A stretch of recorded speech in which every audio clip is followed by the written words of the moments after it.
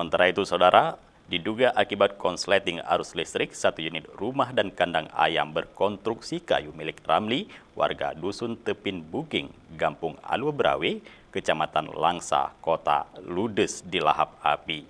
Akibat insiden kebakaran ini, kerugian korban diperkirakan mencapai 200 juta rupiah akibat musnahnya harta benda dan 6.000 bibit anak ayam. Kebakaran rumah dan kandang ayam milik Ramli terjadi sekitar pukul 17.15 WIB. Untuk memadamkan api, BPBD mengerahkan 5 armada pemadam kebakaran, di antaranya 3 armada pemadam dan 2 armada tangki suplai air yang tergabung dalam tim TRC, tim damkar, dan tim THL.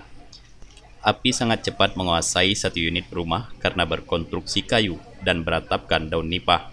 Selain membakar habis satu unit rumah, satu unit kandang ayam pedaging juga ludes dilahap api. Kedua bangunan yang terbakar ini saling bersebelahan. Api awalnya membakar rumah dan menyambar kandang ayam pedaging milik Ramli. Berdasarkan keterangan istri Ramli, Mariana, diduga api berasal dari arus pendek listrik. Selanjutnya menyambar kompor gas dan meledak. Akibat kejadian ini diperkirakan mencapai 200 juta rupiah karena selain harta benda dalam rumah, satu unit kandang ayam yang terisi anak ayam pedaging sebanyak 6.000 ekor, serta pakan dan alat-alat ternak lainnya, semua ludes dilahap api.